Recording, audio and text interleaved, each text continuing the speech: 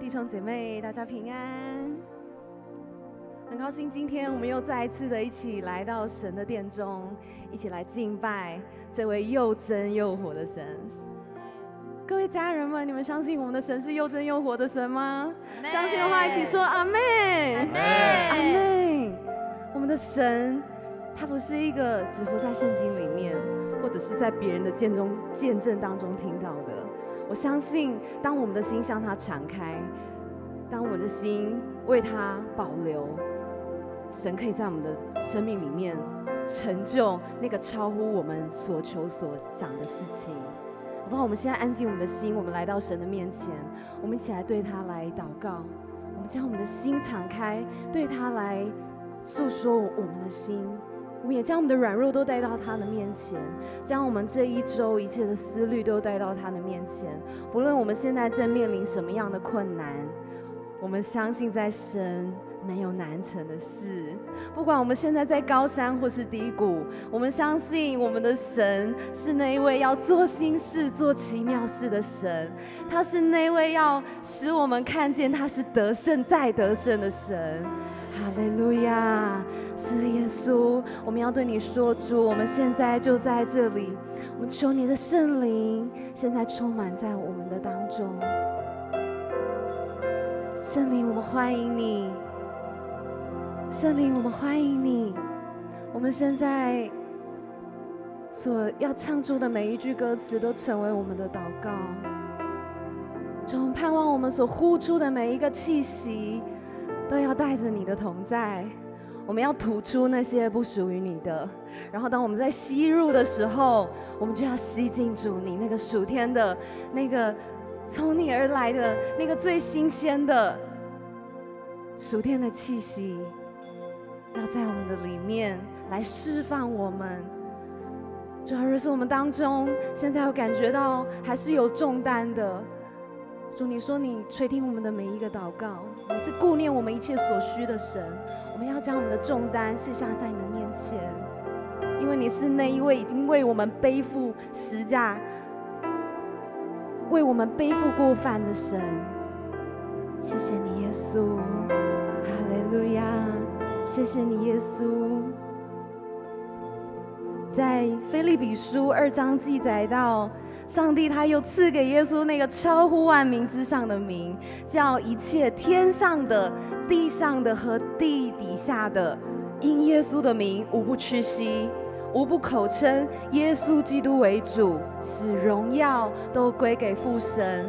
所以好不好？在待会我要邀请大家，我们一起来呼喊耶稣的名字。当我们在呼喊的时候，我们就对神来交托一切的忧虑。当我们在呼喊的时候，我们就是在对着我们的仇敌宣告，我们的主就是那位得胜的神，好不好？所以等一下呢，我数到3的时候，我们一起大声的呼喊耶稣，然后将我们的祷告献给他。好，我们预备好了，我们就一起来，1、2、3，耶稣，哈利路亚！是的，耶稣，我们要将我们的重担都交托给你，耶稣，我们要将我们的困难都交托给你。主啊，我们更要在这个时候，我们要欢迎你的宝座就设立在我们的当中。当我们呼喊耶稣，我们就是在宣告你在我们的生命当中完完全全的掌权。哈利路亚，哈利路亚，赞美耶稣！我们现在从座位上面站起来，我们一起用喜乐的心来赞美这位又真又活的神。哈利路亚！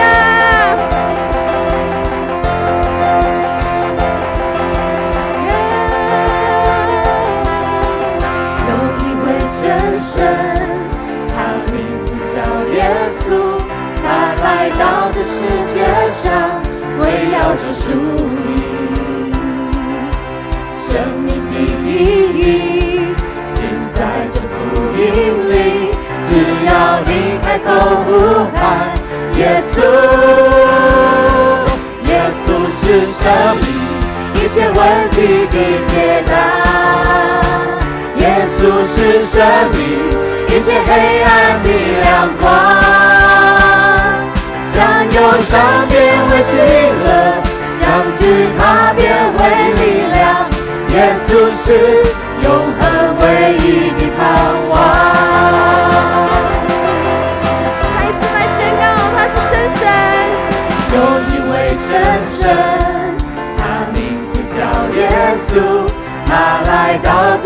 界上围绕救赎你，生命的意义尽在这福音里。只要你开口呼喊耶稣，耶稣是生命，一切问题的解答。耶稣是生命，一切黑暗的亮光。将忧伤变为喜乐，将惧怕变为力量。耶稣是永恒唯一的盼望。耶稣是生命，一切问题的解答。耶稣是生命，一切黑暗的亮光。将忧伤变为喜乐，将惧怕变为力量。耶稣是永恒唯一的盼望。让我们一起来呼喊耶稣，耶稣，耶稣，耶稣，耶稣，哦耶稣，哦耶稣，哦耶稣，耶稣，耶稣，耶稣，耶稣，耶稣，哦耶稣，耶稣，哦耶稣是生命，一切问题的解答。耶稣是生命，一切黑暗的亮光。将忧伤变为喜乐，将惧怕变为力量。耶稣是永恒唯一的盼望。耶稣，耶稣，耶稣是生命，一切问题的解答。耶稣是生命，一切黑暗的亮光。将忧伤变为喜乐，将惧怕变为力量。耶稣是永恒唯一的盼望。再次来呼喊耶稣，耶稣，耶稣，耶稣，耶稣，耶稣，哦耶稣，哦耶稣，哦耶稣，哈利路亚！我将最大的荣耀归给在宝座上的神，哈利路亚！是的，耶稣，我们呼喊你的名字，是因为你已经用重价买回我们，好叫我们可以有这样的权柄，可以呼喊耶稣。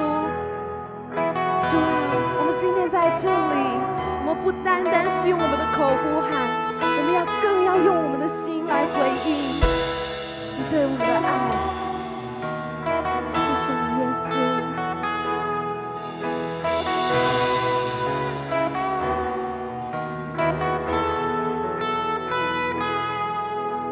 你创造了我的生命，为我重罪定十架，你的牺牲完全救赎我，使我生命美丽。听见你呼召的声音，愿成为你的器皿。我愿降服，用我全人全心差遣我，我在这里。世上所有金银珍宝和这世界所提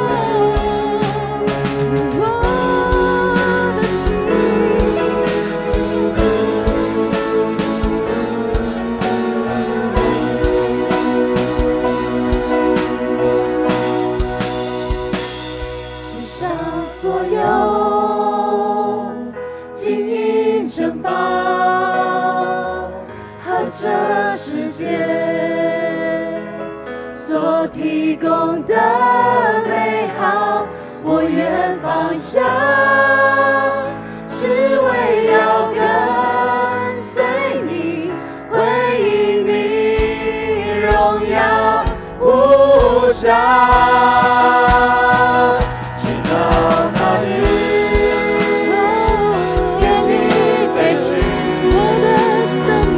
我的生命，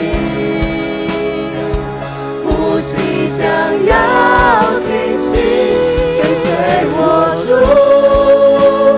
何等荣耀欢喜！我献上自己，只为你国你名。跟随我主。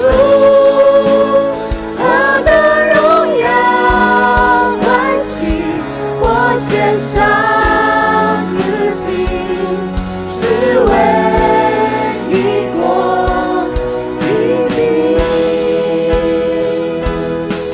是能力，你名是医治，你是生命，摧毁那阴雷，摧毁那阴雷。照进黑暗，眺望无尽，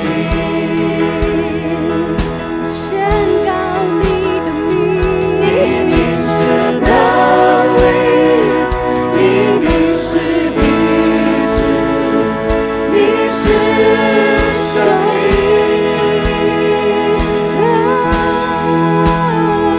摧毁那阴雷。照进黑暗，眺望无尽。再次宣告你名是能力，你名是能力，你名是医治，你是生命。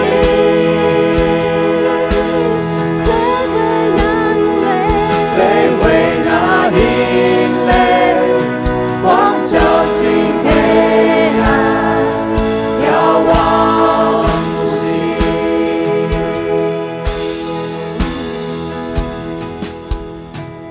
在高山呼喊耶稣，在街道中宣告，耶稣基督战胜一切黑暗与仇敌。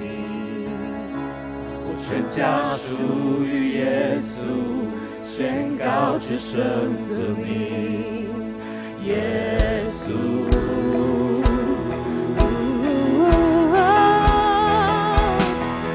在高山呼喊耶稣，在街道中宣告，耶稣基督战胜一切黑暗与仇敌。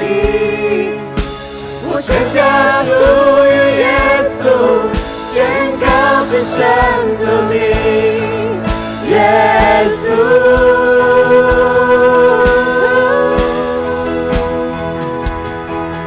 在高山呼喊耶稣，在街道中宣告，耶稣基督战胜一切黑暗与仇敌。我全家属于耶稣，宣告至圣子名，耶稣。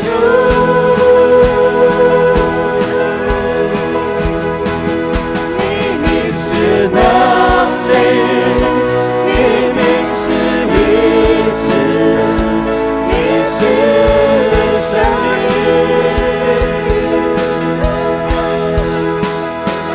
摧毁那阴雷，光照进黑暗，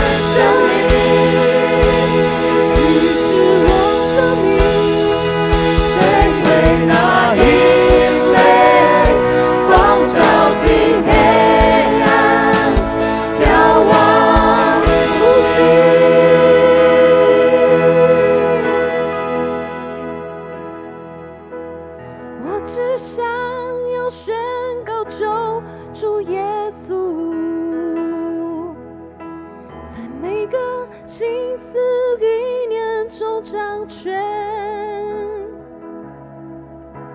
在你同在里得享平安满足，宣告耶稣，再次唱宣告耶稣，宣告耶稣，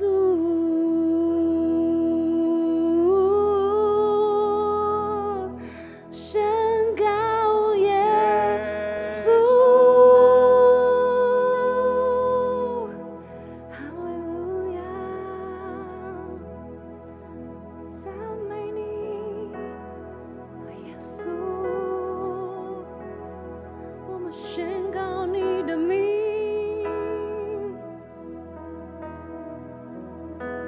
高举你的名，耶稣。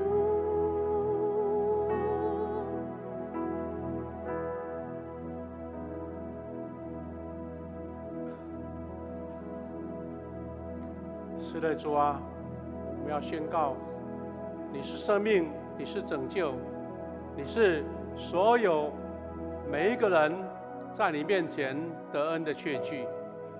得生命的确据，主，我们感谢你，从岁首到年终，我们都蒙你的恩典，在每一个阶段、每一个时空，神的同在，让我们看见盼望、信心与力量。感谢你，我们今天早上再一次聚集在你面前，是要数算神恩典在我们当中所行走的轨迹，也要看见神在我们前面所放美好的目标与道路。愿我们今天的敬拜在你面前得蒙恩典，也每一个弟兄姐妹在这边聚集，有圣灵同在，大家同得属灵的光照。愿荣耀归给你，这个敬拜蒙神的悦纳。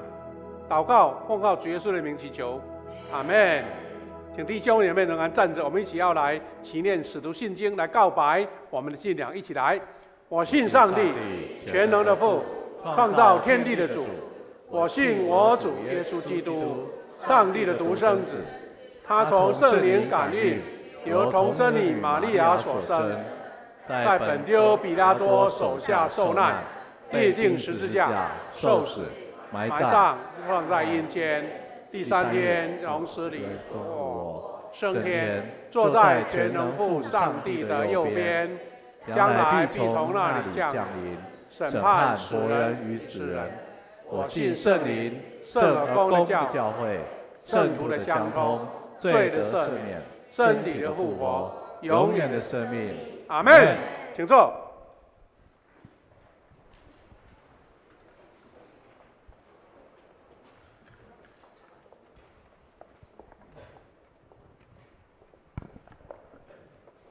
我们再来恭受上帝的话。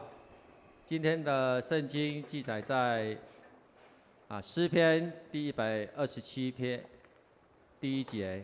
另外一处的圣经是马太福音7章24节到25节。我们一同来念：要不是上主建造房屋，建造者的工作就无效。要不是上主守护城池，看守者的守卫就徒劳。所以，所有听这话而实行的人，就像一个聪明人把房子盖在磐石上，纵使风吹雨打水冲，房子也不倒塌，因为它的基础立在磐石上。愿上帝赐福听他话语的人。接下来，我们请信会小组来献诗，献诗后我们请牧师来讲道。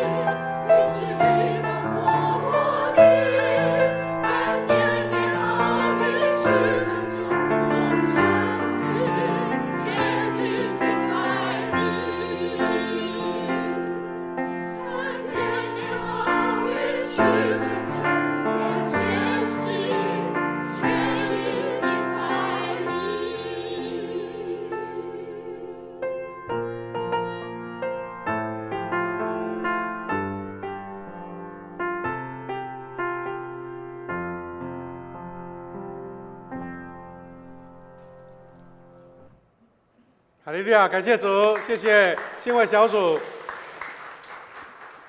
用这一首丰盛的应许带我们一起敬拜神。弟兄姐妹，大家平安。我们进入2月份了，已经是春节的假期、寒假的假期。愿我们每一个家庭、每一个弟兄姐妹，大家都能蒙神的恩典，在这个假期当中得到更丰盛神的应许。我们要分享主的话，先来做祷告。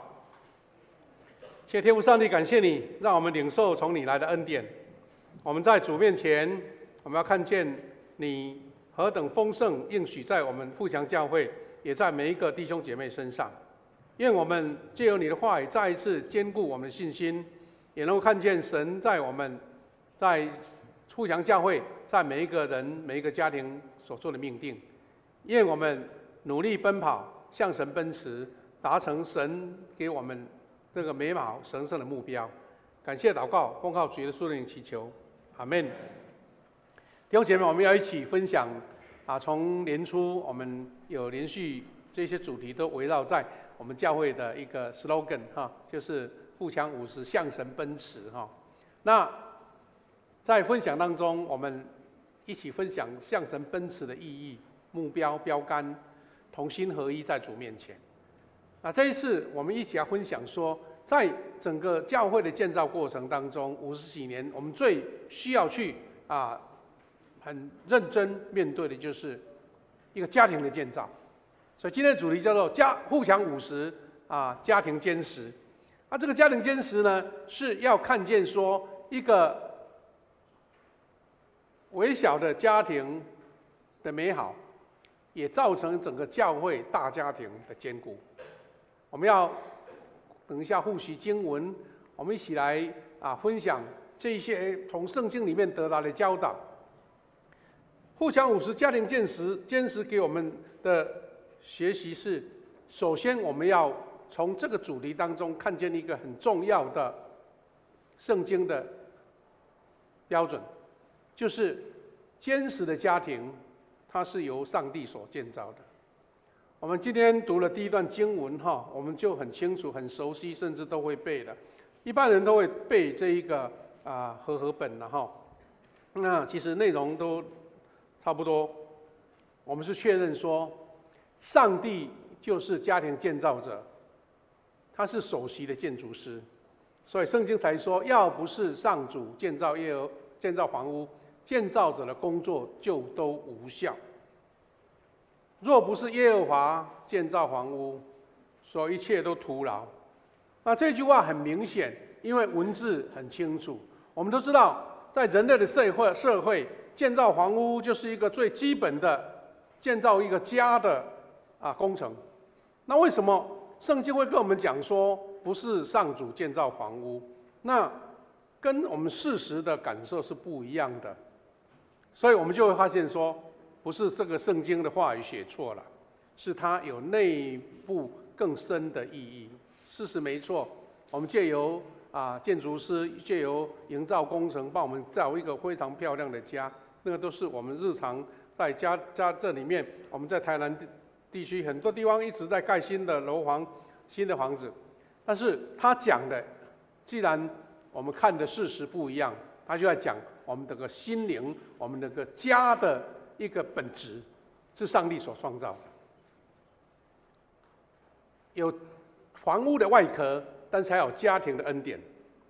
也因为这样，我们就看见神给我们在富强教会50几年当中一个意象，一个看见，就是说人可以建造房屋但是只有上帝能建造这个家。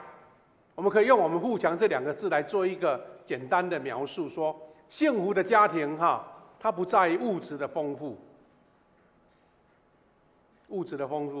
这个富有物质的丰富，但是这个富更强的是上帝权柄的设立。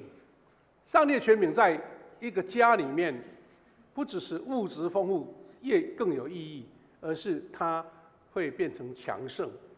富强2个字不是一个简单的名词，而是看见神在给我们富强教会一个很特殊的命定。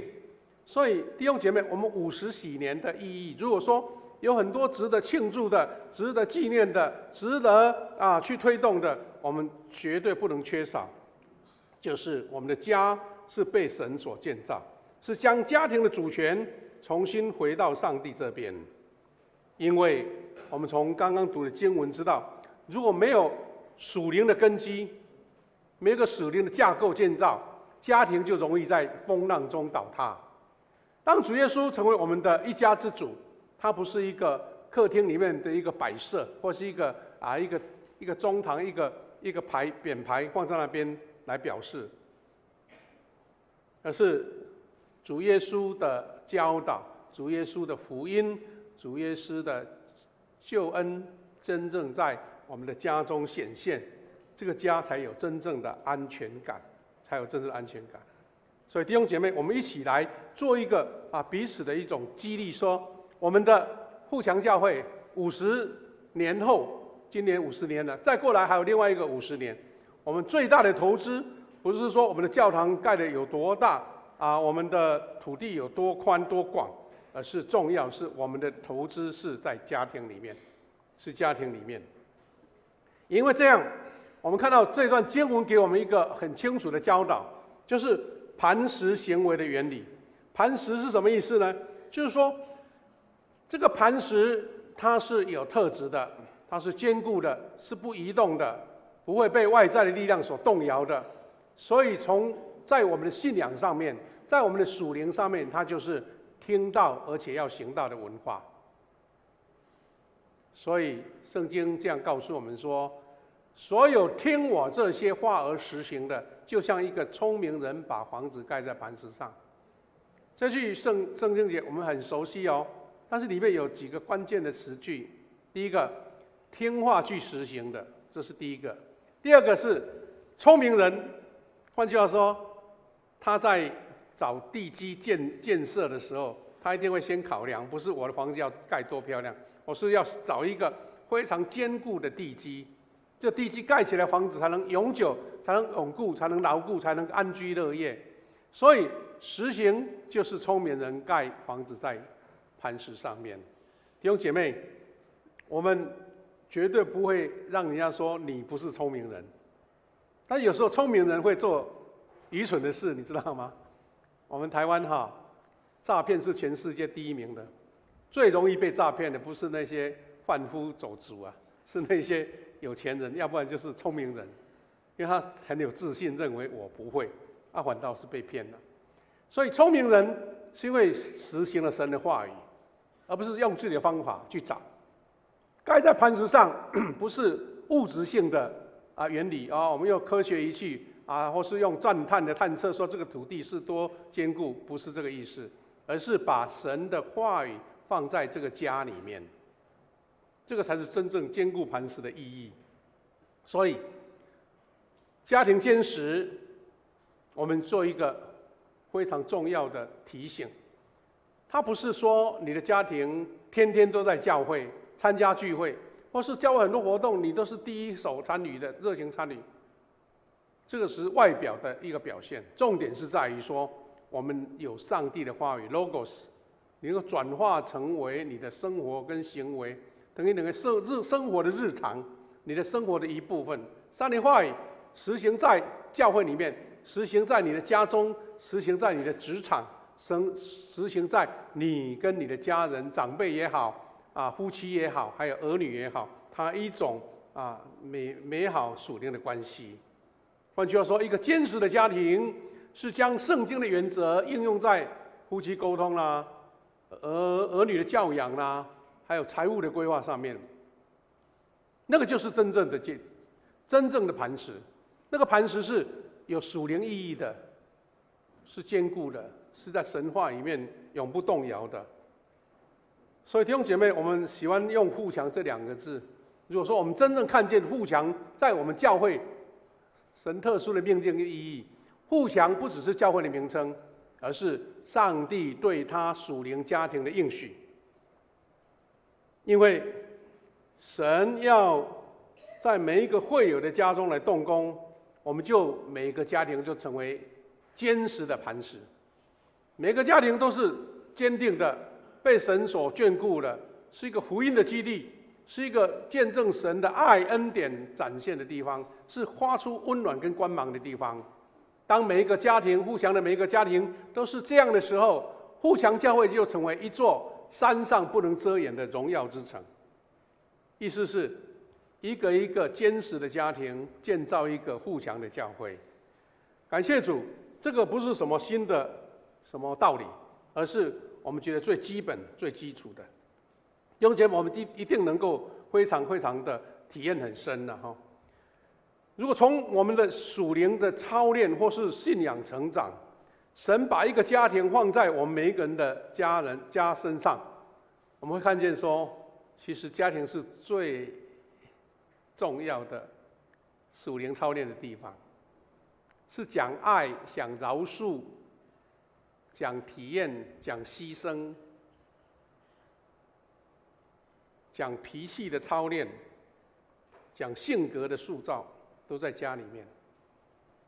外面的教育，即使是再多么的坚实，你在家庭怎么实行，那才是真正的实验场。也因为这样，我们又求神，在这个道理、这个分享当中，不是说谁会、谁对、谁会教、谁讲的最好，而是说，神啊，这个是不是你的心意？你我大家都在这一个家庭的场合一起操练，一起学习，一起成长，一起接纳，也一起提醒，特别是一起鼓励。因为这样子，我们富强教会在庆祝50禧年，从每一个家庭都蒙福，每一个家庭都得建造，每一个家庭都坚实，那就是我们富强教会50禧年最大最美好的礼物。因为这样，我们再次宣告确认说，家庭对不起，在这个家庭当中我们看见一个世代的传承。除了一个坚实的家庭以外，那是包含了世代传承的道理。我们知道从利未记里面的50禧年的一个神的一个法律或是律法给我们的一个教导，他说是自由年，还有说你要回归你的本家，你到外地漂流50禧年的时候，你要回到自己的本乡。所以禧年是强调归回本家。如果在属灵的意义上，我们是要看见说50禧年不只是庆祝过去我们多么美好的历史资料一个一个来拿来呈现，这个是很重要，因为我们要看见以前神的恩典的轨迹，但是更重要是点燃这个信仰的传承。这个传承之火点燃，才算是这个神恩典的延续。所以家庭若没有属灵方向，那就会被世界所牵引，会被侵蚀掉了。第二个是再次宣告说，家庭是信仰的第一个宣教场。我们绝对不可能逃避的，也无法去卸责的，就是你的家里父母、夫妻、儿女，你就是把它当成宣教的场域。儿女的信仰的第一个老师，不是学校的老师，不是植物学老师，不是教会的牧师，而是父母。所以父母的生命榜样，就是一本活生生、最现实的儿童看见的圣经。小朋友可能从小他也不晓得圣经是什么，可能他会跟你牙牙学语，甚至会背金句。请记得，父母的所有的行为、所有的作为，他所做所行，就是儿女第一本圣经。因为他从父母身上看见这个圣经实现在他的生命当中。也因为这样，我们看见说，一个坚实的家庭才可能建造一个丰盛强盛的教会。它的目的不是一个逻辑推论，而是我们每一个成员都是神所命定恩典的。因为这样，在年初我们50禧年开始，我们呼召我们唤起，我们邀请大家一起在喜年的恩典中，我们看见这个重要的课题，就是重建蒙福的家庭。这个蒙福的家庭，我们看见圣经给我们很好的提醒。我们说，家庭的复兴就会带来世代的祝福。马拉基书4章6节很重要的一个教导，他说：“他必使父亲的心转向儿女，儿女的心转向父亲。”我们知道马拉基书是旧约最后一本圣经，当然有很多值得教导或提醒的地方，但他却是把家庭看在一个重要的点上面，世代的和谐，彼此的接纳。父亲把你的心思，把你的定位思考放在儿女身上，儿女也看见父亲，他年纪、他的世代、他的背景以及他们的思考，彼此因为转向的时候，父亲会了解这个孩子为什么有这样的作为，有这样的思考。因为世代差异越来越大，我们看见这个转向是非常重要的关键。不是说我要完全代替你，或是完全成为你，而是将心比心。这样的话，一个家庭很多的冲突就会化解，那个接纳温馨就会来到。我们也知道说，小说或是我们的连续剧，或是我们看见的影片，哇，这个家庭亲子的关系的故事永远讲不完，因为它是永远是我们说是基督徒一个操练的场域，一个传福音的场域，也是一个得到力量的场域。圣经将世代和好看作是一个复兴的记号，所以家庭破裂，信仰传承就会中断。也因此，我们看见我们富强教会未来的强度，就是取决于家庭的温度。我们看到这个世代的转变，我们富强教会算是一个新的社区的家庭。我们家里面如果在富强教会有一个3代都在这边的，已经很少了，这是现在社会的现象。不过你如果比较郊区或者乡下的教会，有时候一个教会的聚集就是一个大家庭，真的是有亲属关系的，大家在礼拜天同样见面。但是这个并不影响说小家庭在这里，每一个小家庭都得着上帝给你这个爱的温度，才是最重要的。诗篇128篇第1节说：“凡敬畏耶和华、遵行他道的人，便为有福。”跟我们前面听这个话去实行，就像聪明人把这个房子盖在磐石上，同样的意思。所以，我们一起互相勉励，家庭稳固，教会就稳固；家庭属灵，教会就有新的未来。因为这样，最近我看了一篇文章，给我们一个很好的提醒。我不是说这个有什么对跟错，而是我们在时代的变迁当中，我们隐隐约或是没有不着痕迹哦，没有什么感觉，突然间发现说，哎，每一个家庭好像失去了这个部分。看了一篇文章，叫做《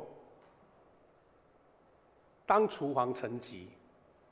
当厨房沉寂，看起来这个就是不是现在家庭的常态吗？但告诉我们一个值得提醒的地方，很有意思。在座很多是年轻一辈啦，如果你也不是住在乡下，从小在乡下成长，你一定已经很少看见这样的图像，就是袅袅炊烟。现在哪里家里还有这种？瓦斯炉也看不见烟了哈，这个可能在画中或是在影片当中看见。牧师在小时候有经历过这个所以感觉那种温度就来了。这样一个漂亮的乡村，当家家户户烟囱吹出了白烟，你就知道这个家的温暖来了。也因为这样，我们看见传统的厨房，老阿嬷或是妈妈，在那个旧的灶生了柴火，然后让它温度上升，在那边一盘一盘美味的菜就出来了。我记得小时候，我的故乡澎湖，冬天这个时代很冷，那个时候又没有什么很好的隔热设备，所以呢，都很喜欢当阿嬷在煮饭的时候，或是家人在煮饭的时候，很喜欢跑到那个灶的前面啊，就当成说喜欢帮忙生柴火，因为你要看那个灶的火不要熄掉啊，所以坐在那边哇很温暖，因为那边有火炉啊，看起来很舒服哈。这些突然间已经在我们的生活消失了。那世界在转变，时代在进步，你也不可能再回去。但是我们就看到说，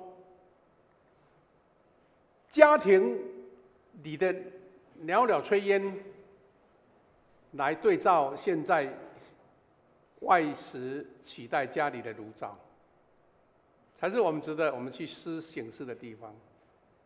时代在变化了，这个也回不去。但是我们思考是那个点，这是什么点呢？家庭温暖的基点。所以我说这篇文章给我很多的思考，我们一起来学习哈。他说，当厨房沉寂，他说当外食或是外卖取代家里的炉灶，家人不再因为三餐准备而忙碌时，家已经渐渐不像家。家人之间也就因为各自以为的忙而生疏离心了。真的，我们每个人应该都有心有戚戚焉，因为现在特别在都市里面，吃东西要煮很麻烦，那要买很方便。现在 Uber 我们的那个 Panda 都把你送到家，看起来是很美好，节省了很多时间。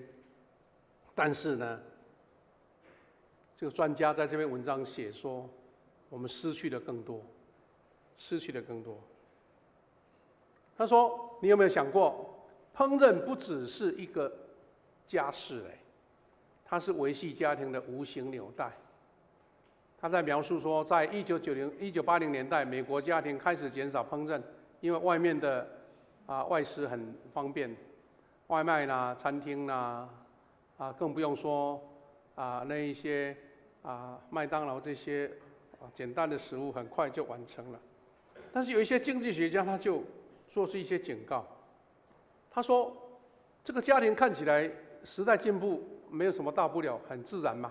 但是呢，他说如果国家帮你照顾儿童跟老人，私营企业帮你提供食物，那家庭的根基就会被削弱。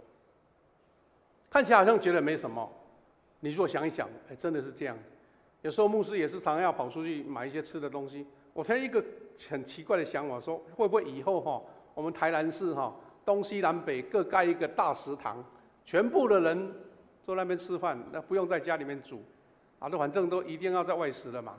但是现在我们知道，每一条道路最多的就是餐厅嘛，或者说就是各种餐食这样子。那专家看得很仔细他是因为说，在这个变化当中，会产生一个很奇怪的现象，就是说，很少人关注，但是那个数据给我们一个很大的提醒。他说，在1971年的时候，已经50-60年前了，71%的美国家庭是传统家庭，换句话就是丈夫、妻子、孩子都住在一起。但是如今经过几十年的变化，在美国这个71% 的这个传统家庭，现在已经剩下20%，所以剩下的家庭去哪里了呢？可能是住在养老院了，可能是住在租来的公寓。孩子可能他上了大学就离开你了，或者说他觉得不想跟父母住在一起了，宁可到外面租房子。那这个看起来也是生活上的需要但是慢慢这个情形就会看见这个家庭的餐食成为一个样本，因为这个家庭厨房的关闭，就会付出很多隐性的社会成本。家庭因为这样，它的坚固度就疏离掉了。所以为什么家常菜还那么重要？家常菜，我们当时说啊，外面大鱼大肉哈，能吃一餐家常菜多好，对不对？你一定会想到，现在春节快到了，很多人跑回家乡，跑那么远啊。我们不要说千山万里了，关山万里，我们只要说啊，要挤火车、挤高铁，回到家只要为了吃妈妈的味道，吃了妈妈的味道。所以家常菜通常都不是在于说营养多丰盛，而是那个爱跟连结跟归属感。更不用说在台湾，我们的交通已经算很方便了。牧师在离岛的故乡，有时候真的想尽办法就想要跑回去一趟，因为在那边有家人煮的菜的味道，那味道在外人来看根本不值多少钱，但是你觉得吃了就心满意足，你的那个心里的整个的根的力量就会被放下来，你会觉得一切都已经足够了，是最好疗愈的地方。所以弟兄姐妹，我们要看见说，这一个温馨的家庭餐桌，不在于里面多丰盛，里面的价值多好。但是你想想看，当妈妈的手艺被米其林3星代替了，家里面随便炒个菜煮出来的味道，已经被所有外面的外食那些口味、奇异的口味，大家都吃同样的口味，已经慢慢被侵蚀掉。所以，这个温馨的家庭餐桌是多么重要。所以我们可以这样说，家常菜的重要，是因为它不在于营养，而是爱跟连结的归属感。当家人坐在餐桌旁，心与心的距离就会更接近，孩子会从祖父母的长辈身上吸取智慧，人际关系也会变得更加温暖跟柔和。我算是在从小长大，就在一个3代的家庭，所以一般吃饭就很多人就对了。我记得很多礼貌、很多规矩、很多讲话的提醒，都在餐桌上完成的。你夹菜，你吃东西的声音，你放碗筷的地方，就会在餐桌上被教导了。所以餐桌不只是一个温暖的地方，更是一个人际关系建立的地方。但是我们现在看到说，每个人都在独自用餐啊，即使大家同坐一个桌子用餐，你在看手机啊，你在追剧，然后大家没有在讲任何句话，吃饱饭就解决了。换句话说，这个时候家会变成招待所，家庭的关系有点像社交媒体上的朋友，好像很认识，但是又很疏远。弟兄姐妹，我们知道这个社会付出的成本有多大，我们知道外出的用餐，它的隐性成本很令人担忧，因为我们知道这个商家他如果是很良心，他就很认真，但是有时候常常我们吃到的是劣质的油、食用油，更不用说人工香料，还有时候对快餐会产生一种沉迷。所以我们发现这个时代，年轻人肥胖、糖尿病、高血压、心脏病，这些慢慢都在我们生活当中呈现的。我有一个感觉不一定是对，我发现说，年轻的时候以前吃的东西没有那么多的所谓的精致的食品，或是经过化学处理的食品，有时候我们常会坏肚子，对不对？吃了奇怪，怎么胃肠怪怪的？我现在好像觉得很少这样子的。我不是我胃肠太好，而是那些食物都被人家处理过了，好像那毒性都被处理过用一些防腐剂或什么东西让你吃下去不会有这种现象，但是其他地方更严重。弟兄姐妹，讲这一些不是牧师是专家，我的意思说，觉得这个文章点到了我们平常很疏忽的地方。所以现在还不晚，我们可以重新点燃厨房的热情，不仅是炉灶，还是随之而来的温暖、保护、文化跟健康。因为卧室构成了房子，但厨房就是构成一个家庭。我们当然知道，大家忙碌，下班了回来怎么有空煮饭呢？除非家里面一个妈妈、一个阿嬷，大家没事去买菜回来。我的意思说，不是注重那个形式。也许从外面买了东西回来，你可以把它布置的成一个非常温馨的餐桌，大家在餐桌上面分享、祷告、祝福，然后一起感恩。甚至呢，买回来东西不是为了解决你的肚子的饿温饱，而是让他觉得他就是在这个餐桌上形成一个爱的连结。我有一个体验哈，我们也常常要去外面买吃的东西啦，买回来你知道一定要么就用塑胶袋包着，对不对？要么就是餐盒包着。买回来的时候哈，谢牧师他一定不会先在桌上把东西摆好，他都要拿到厨房里面，厨房那边，哇，把那个最喜爱的盘子拿出来，啊，那个碗拿出来，把它倒进去了，感觉上觉得这样好像比较有仪式感呢哈。虽然不是你自己煮，但是摆这样就感觉很舒服。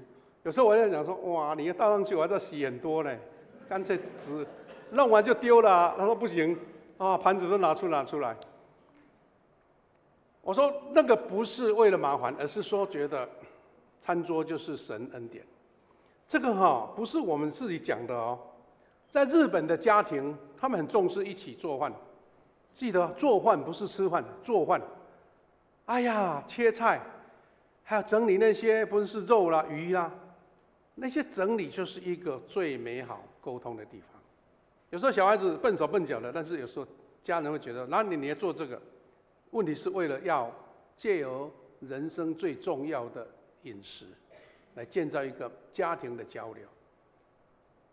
有人在这样子讲说，可能大家有人去欧洲旅游或是住过哈，地中海地区的家庭，他们很注重把用餐看作一个神圣的仪式。大家去旅游一定有一个经验特别是在南欧或是在地中海沿岸哈，他们晚上吃饭是6、7点或是7点多，一直吃到11点，因为他们太阳比较晚下山所以你说一餐饭可以做个3小时、4个小时，有什么好聊的好吃的？我们都知道，餐上的美食是很重要没错，但是重点是大家在那边一个生命的交流。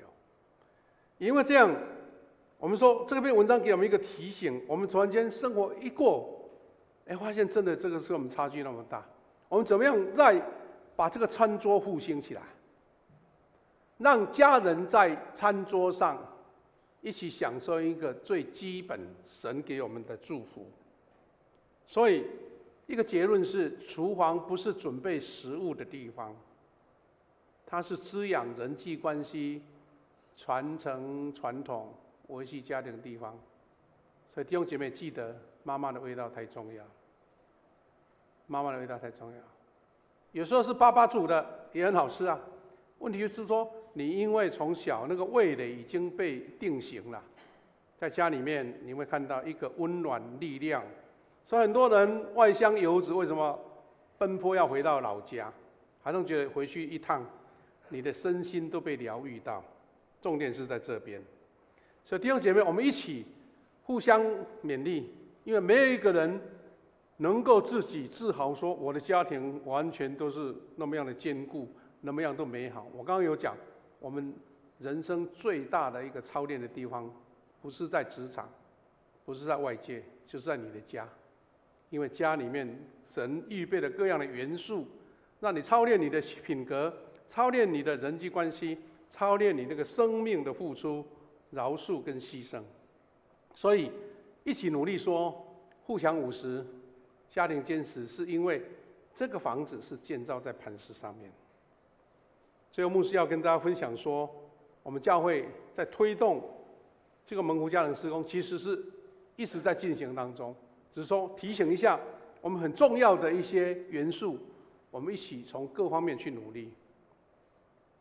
互相教会推动澎湖的家庭的圣工，我们在去年下半年的时候，借由中会给我们提醒到了，我们要成为一个忠心的门徒，一个属灵的敬虔操练，有8步，前面4步是一个个人灵性的操练造就，那后面4步是什么呢？就是这4项，很简单，但是他在告诉我们，这个是最基础的部分。第一个，鼓励大家每周1次有一个亲子家庭的祭坛，这祭坛形式很多种，你一起举行传统的家庭礼拜也很好啊，或者大家一起分享。那手机封面拿出来就可以看到很多经文可以分享，或者小小的福音信息哈。然后家人不在旁边，不在餐桌，也许我们可以用线上 RPG， 一个短短的一个温馨时刻，一个感恩时刻。我们不要以为说这个太简单了啊，没做没关系。你把它看成重要，看成仪式，它就很重要，它就很宝贵。我们也鼓励说，每一个人每月有一次家庭聚餐，那这个更简单。在家里面本来就有聚餐，但是因为我们把它仪式化，你就发现大家在一起很慎重，缺你不可，大家一起在餐桌上分享。我们要鼓励在家里面，我们要尊荣父母，让父母觉得你心是在意他的，是有孝顺的，有肯定的，甚至一个孝亲会。然后我们也鼓励每一个家庭有1年有度假1次，度假1次换句话说，不是找哪个地方好玩，是因为家人一起在。现在寒假到了，我看到脸书很多教会的弟兄姐妹已经迫不及待到外地旅游回来了哈，去度假回来了。好，这些都是我们基本上常提起的，只是说你把它认真对待，你愿意这样子做。其实我们教会里面还有很多事工，我们说姐妹跪倒，兄弟起跑。我们之前常常很注重姐妹的关系在教会有姐妹团契但是很少有弟兄团契啊。所以最近呢，我们很多原住民的宗会就提出一个案，说总会都只有妇女团契，怎么没有兄弟团契啊？他是兄弟事工部，他觉得弟兄很重要。我们教会算是很感恩的。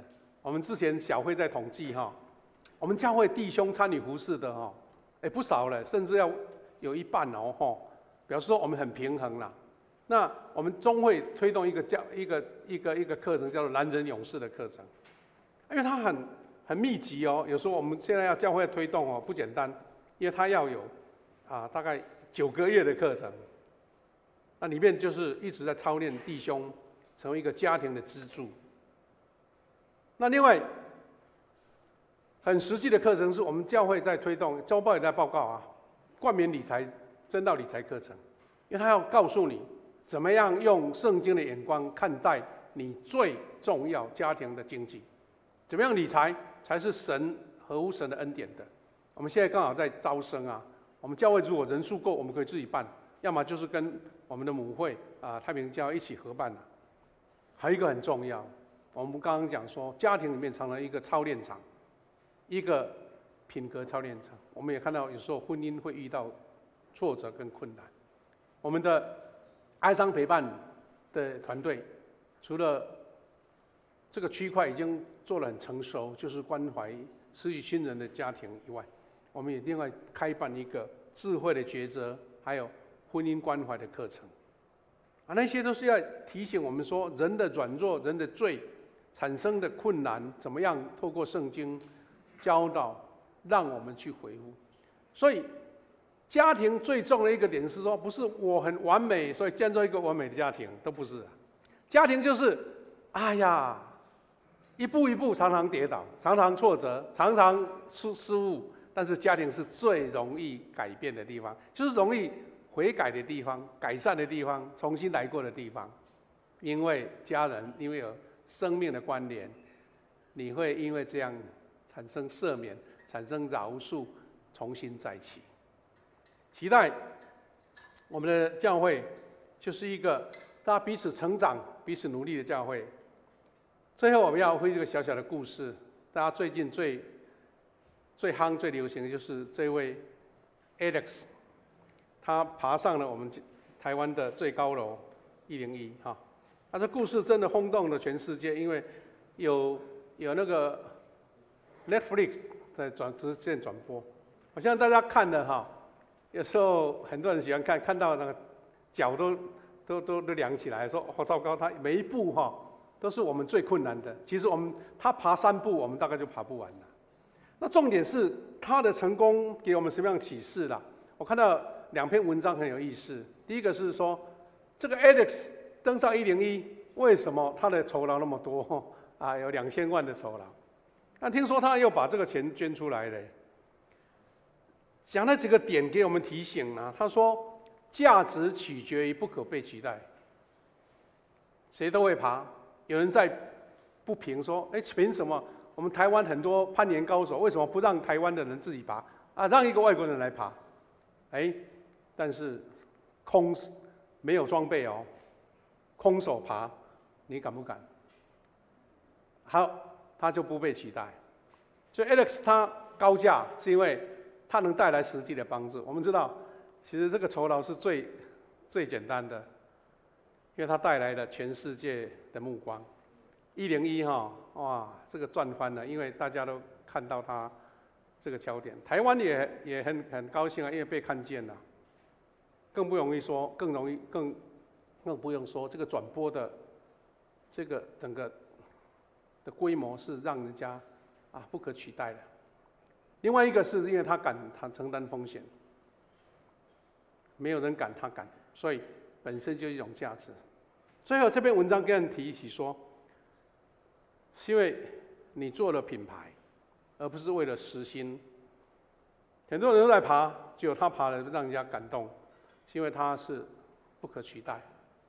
我们互祥教会也是这样啊。你如果互祥教是一个品牌，是不是没有被取代？就是其中之一，人家都觉得我来互祥教会跟去别的地方有什么不一样所以在这个故事，我说顺带提起的，我要讲的最后一个重点是，这一位攀岩高手的妈妈这个妈妈，她的故事更感动。她的妈妈从小看到这个 Alex， 好像就我们传统说，好像有一种自闭的倾向。他不会人际关系，他觉得跟人互动很困难，所以他宁可跑去跟墙壁说话，跟那个石头说话，因为石头都不会特别给他什么样的，他只是自己表达自己。所以呢，大学是读了出名的伯克莱分校，他没读毕业就退学了，因为他不想那种人际关系，所以他就买了一辆2手车，一种箱型车，然后全美国到处的攀岩场他都去，平常就住在里面，听说有10几年。那这个故事是说，这个妈妈本身的运动不是很好她也不是真的是教他儿子做这样子，但是他为了要亲近自己的儿子，他怎么说呢？他是58岁才开始攀岩。为什么要这么拼？他说 Alex 总是待在山里面，如果不去爬山，他就永远没有办法去真正走进儿子的世界。一位妈妈在她的心思里面，她不是把儿子拉回来他所想象的这个人际关系，这个名校读完书，然后去找一个好的工作，而是妈妈来救这一位孩子，他的取向，他的人生的目标。所以为了要接近他要学攀岩。所以他不想只是一个坐在家里面担心受怕的妈妈，他要亲手摸摸看孩子所抓的那个石壁到底是怎么样子。唯一的办法，他也学攀岩。所以 Alex 当然是不得了就出名了。但是他妈妈也不遑多让，因为妈妈她66岁就成为美国的 Yosemite 的国家公园那一块酋长岩最老的一个女生爬上去了。70岁，别人在吃生蛋糕，她爬上几百公尺的高空看日出。虽然已经70岁了，还在天天练习。弟兄姐妹，我们讲这个故事，我是说，一个美好的家庭不常常是一个人的意见所左右，而是看见孩子怎么样成长，让他成就，让他成全，而是让他现在成为世界不可取代的一个攀岩高手。弟兄姐妹，家是一个非常美妙的地方，是一个人类世界最微小的缩影。所以我们常讲一句话说，家庭成功，你一切就成功。换句话说，另外一句话，没一个成功的人，一个事业工作什么，能够取代一个失败的家庭。那是很残酷的，但是也是很真实。我们每一个人都在学习，每一个人都是在当学生，永远毕不了业，因为它是我们人生一生的功课。愿神让这个坚实的家庭成为富强教会最大的荣耀跟应许。我们要一起祷告，然后来一起攻守主的圣餐。谢父神，感谢你，你给我们这个家庭坚实是50几年重要的基石。主啊，不只是我们在口头这样讲，我们每一个人都有神给我们家庭的功课，所以我们愿意学习圣经所说的，不是主来建造房屋，建造者工作都无效。我们要学习聪明人，把神的话拿来实行，就会像聪明人把房子盖在磐石上。所以我们知道这个功课不简单，而且是一生的功课。那当我们愿意臣服在你面前，看见神给我们的引导，我们就发现很多难处就被化解了，很多亲子上面的冲突被神的爱所融化了，很多我们觉得不可能突破的事，神在奇妙当中，神机骑士都要临到我们当中。神啊，愿富强50家庭坚实是我们富强教会最美好的礼物跟功课。感谢赞美主，祷告奉靠主耶稣的名祈求，阿们。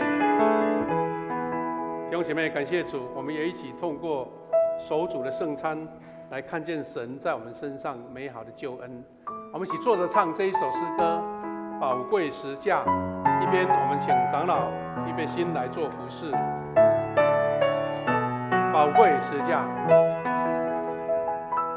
主耶稣，我感谢你，你的生命为我而生，带我从黑暗进入光明国度，使我再次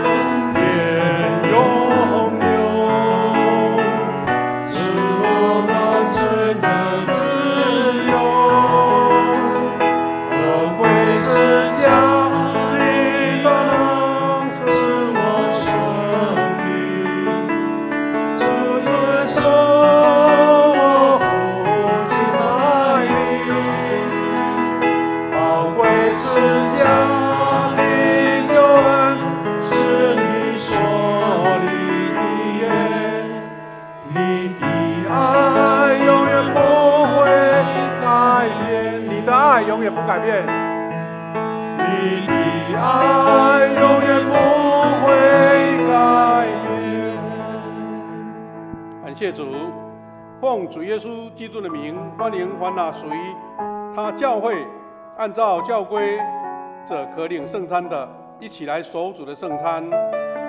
主耶稣恩典的话这样说：我就是生命的粮，来到我这里来的必定不饿，信我的永远不渴。凡父所赐给我的人，必到我这里来，到我这里来的，我总不丢弃他。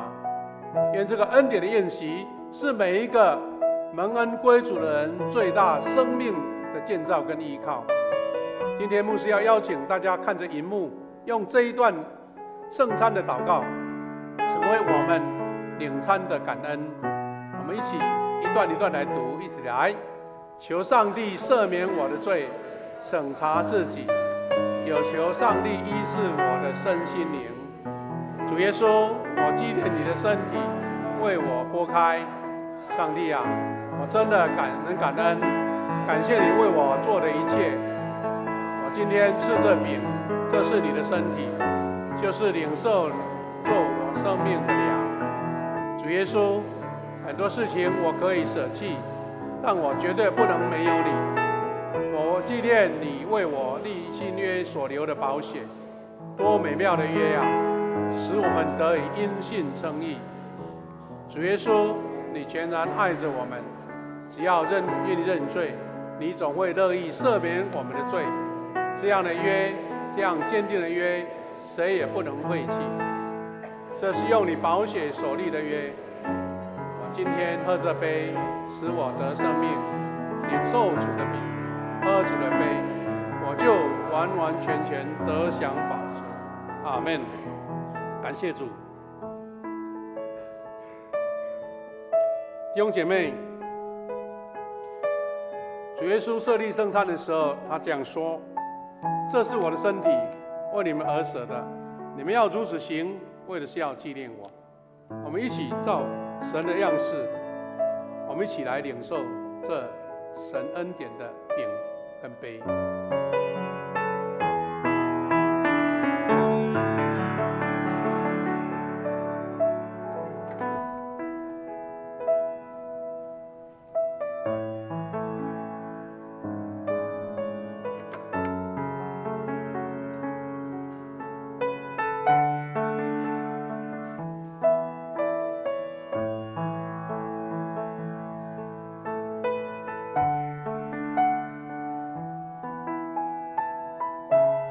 主耶稣说：“这是我的身体，为你们而舍的，你们应当如此行，为的是要纪念我。”我们请音响同工再把刚刚那个祷告词再重新秀出来。我们看着这段经文，这个祷告词一起默祷，然后把你的2合1的圣餐第一层透明的薄膜先撕开，把这块小小的饼放在你手上，藉由这段祷告词一起来跟神祷告，愿神透过他的饼跟杯来赐福每一位。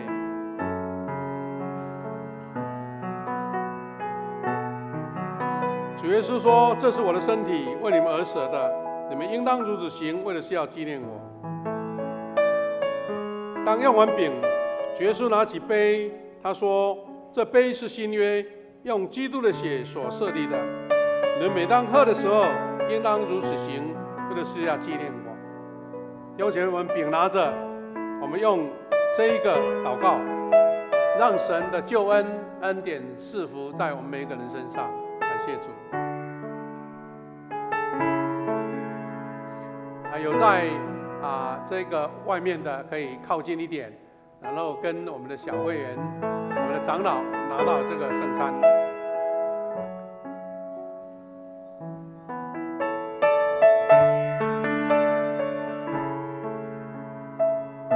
主耶稣说：“这是我的身体，为你们而舍的，你们应当如此行，为的是要纪念我。”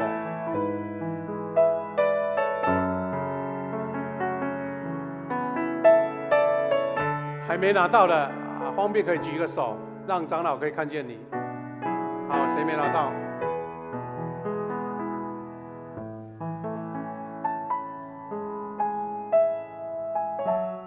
主耶稣说：“这是我的身体，为你们而舍的，你们应当如此行，为的是要纪念我。”我们领受主的餐，愿他无条件的牺牲，为我们流出宝血，为我们来打破他的身体。主主耶稣说：“这是我的身体，为你们而舍的，你们当如此行，为的是要纪念我。”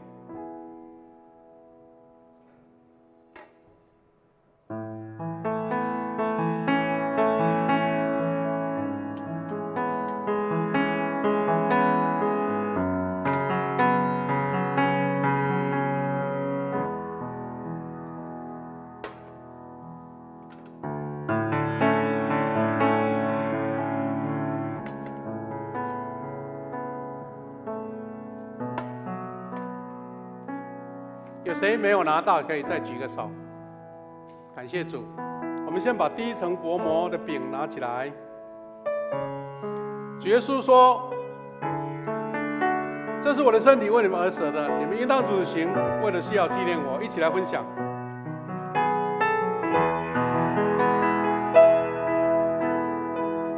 用完的饼，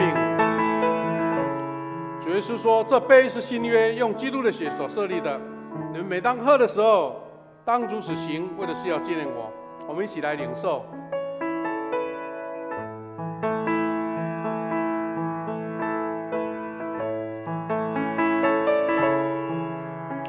弟兄姐妹，你们每逢吃这饼、喝这杯，是表明主的死，直到他再来。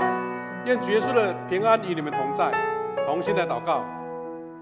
无所不能的上帝，我们全心感谢你，因着你的爱，让我们领受你的圣餐，是培育我们灵魂真实的食物。再次使我们明白你喜爱我们，保守我们，也让我们明白我们是满有圣子奥妙身体的肢体，就是受祝福忠实的信徒，也是你永远国度的后裔。所以我们感谢你，让我们这个福分一起来领受象征主的救赎恩典的爱餐的圣餐，也象征我们在主里面同心合一，不分彼此，不分年纪，也不分我们的背景，在主里面守餐，成为合一的样式。所以我们感谢你，借着这个圣餐，我们再次见证我们的家庭是蒙恩的家庭，是被神赐福的家庭，在主爱里面享受一切的恩典。让我们借由家庭的坚实，看见神奇妙的应许跟呼召，以及你的命定。愿神恩典借由这个圣餐，每一个人得着属灵生命的成长。感恩祷告，奉靠主耶稣基督得胜的名，阿们。弟兄姐妹，我们接下来要奉献。牧师再做一个简单的提醒：我们每一次在圣餐的时候，我们会有2个奉献，一个是我们主日的奉献，另外一个是叫圣餐的奉献。我们可以把这个钱放在不同的位置。那为什么有圣餐的奉献？是因为我们用圣餐的感恩收到这个奉献，它是隔开的，用纸袋放着。我们是为了要整理出来，成为我们救灾关怀弱小、急难救助，还包括弱小教会的关怀的经费。那等于成为一个宣教专款跟基金，能够帮助别人一个方便的方法。所以如果你有感动，可以做这样的奉献。如果说今天没有准备，没关系，按照你的感动来做奉献。我们请我们的执事来收奉献。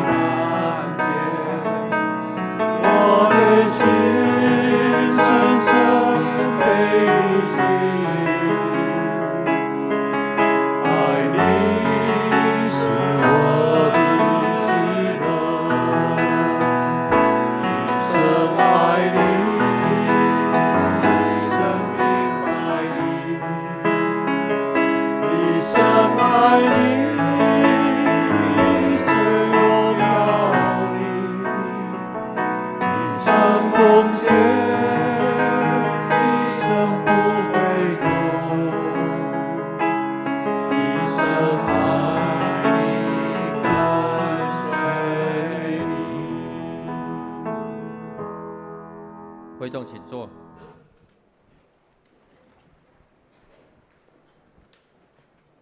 这时候我们来攻读本月的金句，我们一同来念一次。因为你们是重价买来的，所以要在你们的身上荣耀上帝。哥林多前书6章20节。我们翻开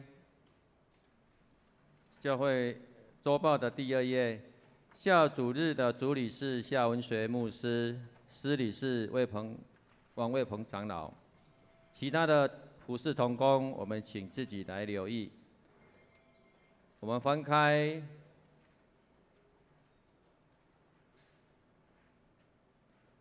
周报的第4页，肢体交通。今天举行圣礼典，守圣餐表明我们与上帝联合的关系，是基督徒领受主耶稣基督救赎恩典的与合一的见证，得着属灵的祝福跟能力。我们看第2点，小会公告。本主日2025年度定期会员和会定于下主日2月8号上午9点，主日礼拜中召开。当天只有1堂礼拜，请全体会员准时参加。会后我们会提供午餐来让大家来享用。2、3点呢，我们自己2、3、4点我们自己来看。我们看第3点，下主日2月8号召开2月份的小会，请小会员来留意。第4是财务部的报告，感谢神的恩典让我们真的是丰盛有余的。第5点是本会第1季重要的事工预告。第6，代祷团的消息，基督受难前40天连锁禁食祷告，我们将在2月23来启动。以下有3小点我们自己来注意。我们第8点，今日举行2月份的庆生等一下我们礼拜后我们请牧师来为我们主持。丧礼消息，本会1月17接受临床洗礼的黄琼慧姐妹，于1月24号蒙主恩召安息主怀，享年65岁。定于今日下午2点在市立殡仪馆怀帝厅举行追思告别礼拜。兄姐时间方便的话，我们可以来前往参加，同志追思，并为家属得着圣灵安慰，赐下力量跟代祷。第2点，本会吴瑞宝、吴瑞华姐的胞弟吴约翰弟兄，于1月30日礼拜五蒙主恩召安息主怀，享寿71岁。定于2月10号礼拜二上午8点半在市立殡仪馆3至1号入殓室举行入殓及追思告别礼拜。兄姐时间方便的话，可以自行前往参加，同志追思，并为家属得着圣灵安慰，赐下力量来代祷。第10点，以下有3小点，我们自己来看。门徒培育事工研习会的消息，我们富强教会2026年的门徒学校已经在1月18号正式开课，每主日的上午是9点共有20堂课欢迎兄姐一同可以还没有报名的来参加。我们翻开第6页，有牧区消息，还有关怀代祷。我们自己来看，注意。第6页、第7页，有上礼拜我们的奉献的明细假如你有有出入的话，跟我们的财务部来更正。最后，我们请牧师来为我们补充报告。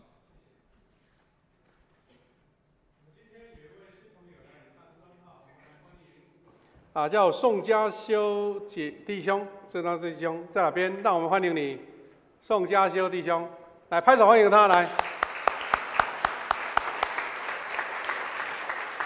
这个介绍是说他有去参观我们的喜安兄的画展，在吴园那边认识。他也是基督徒，欢迎你来，常来参加聚会哈。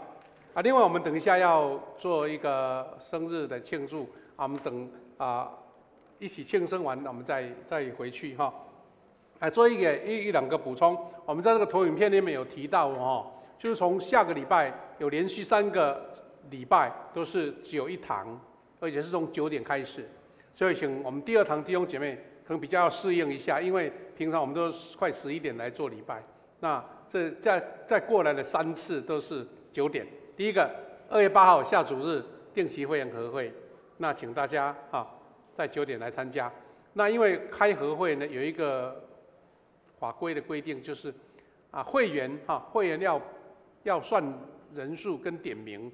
如果你那一天有困难没办法参加，做一个动作就是给我们的小组长或是我们的干事来请假当然这个会员合会有的会籍不在我们这边，或是还是慕道友，也都欢迎来做礼拜只是说要有会员的人数足够才能开会这个给大家提醒一下。另外还有就是再过一个主日，2月15号已经是除夕的前的礼拜了，很多外出了很多主日同工有的请假外出，所以我们那一天也是1场礼拜。还有我们台湾传统的就是在春节会举行称谢礼拜，2月17号是礼拜2，也请大家都在这3个礼拜都是早上9点那另外一个补充就是我们基督受难前40天的那个祷告签名都已经在楼下的大表里面了当然这个大家都很熟悉，我们的弟兄姐妹资深的弟兄姐妹大家都很清楚。牧师只要鼓励说你会觉得说好像进食很不习惯，没关系至少1餐好不好？从礼拜天到礼拜6一共21餐嘛你只要1餐就可以了如果有人觉得我吃不吃会身体不方便，所以我们有开放说，你如果喝流质的，让他肚子不会太饿，或者说血糖太低，也可以参加祷告。甚至最后不行医生说我不吃东西危险一定要吃要吃饭也可以祷告意思就是说你签完名重点是祷告如果能进食更好，好不好？一共21餐，你至少签1餐有的我看到有的从礼拜1到礼拜5，每天都1餐祷告，哇，真的很难得再来就是我们有关这个丧礼的部分牧师就要简单提醒，因为这2个弟兄跟姐妹安息因为他们跟我们教会比较不熟了，不认识所以等于是他们的家属参加，大概没有什么其他教会的人，所以我们邀请说，如果弟兄姐妹你时间允许，想要去做关怀可以在今天下午2点参加在怀娣厅的这个礼拜，因为这位姐妹是在1月大概2个礼拜前受洗的就临终就安息了。那家人大概都没有教会背景如果你有你的参加，至少我们跟牧师几位长子一起唱诗歌，才不会说大家只有牧师在独唱大家一起唱诗会带来很大的关怀，因为很多弟兄就有这个体验在丧礼当中是最好的传福音的场合所以你如果时间允许，当然不勉强，因为大家可能礼拜天下午大家各有忙的事情，但如果允许的话，可以去参加那另外还有2月10号的这个瑞宝姐妹的弟弟，他会籍不在我们这边只是他姐姐关心这位弟弟因为没有所属的教会帮忙，所以由牧师来协助如果你时间方便也可以参加最后一个要报告的是说，我们呢因为有这个春节假期啦，所以呢我们今天是2月最后一次有爱心午餐所以大家可以去享受再来就要3月初了哈，因为我们连续有好多假日都一堂礼拜，所以就不好准备爱餐，所以今天可以好好的享用，大家一起交谊哈，用这样跟大家报告哈。好，这时候我们一同起立来唱颂荣的诗歌《我的神，我的王》。会后我们请牧师为我们祝祷。我的神，我的王啊，我要称颂你的名，我要永远称颂你，我要天天称颂你。一起领受从神来的赐福。愿主耶稣基督的恩典、上帝的慈爱、圣灵的保守相通扶持，与每一位弟兄姐妹同在，从今时直到永远。阿们。阿们，阿门。请做我们默祷，预备来做庆生会。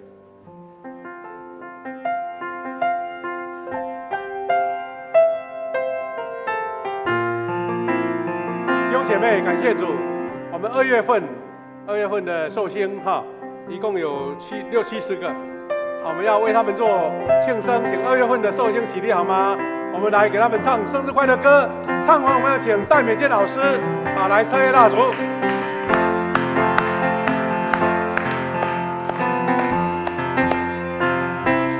祝你生日快乐，愿主赐福给你。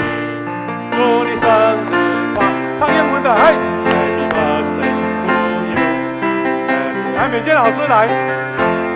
Happy birthday，Happy birthday，Happy birthday to。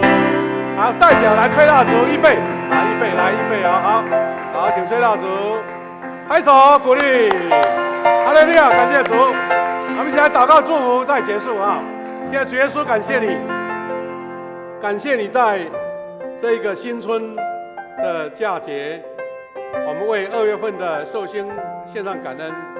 愿神赐下美好、平安、喜乐给每一位寿星，让他们感受到神的同在是一生最美好的恩典，也让他们在亲人的祝福当中看见神的保守，也让他们在工作、生活、家庭、健康还有亲子上面都得着满满的祝福，因为我们知道生命是神所赐，当我们遵循主的话语，就会得到上帝所创造生命最美好的呈现。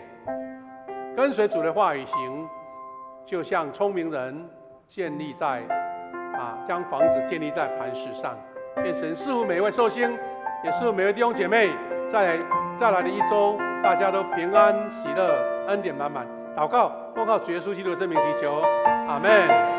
好的，感谢主，谢谢。我们给隔壁祝福一下，愿神跟你同在，好不好？好，感谢主。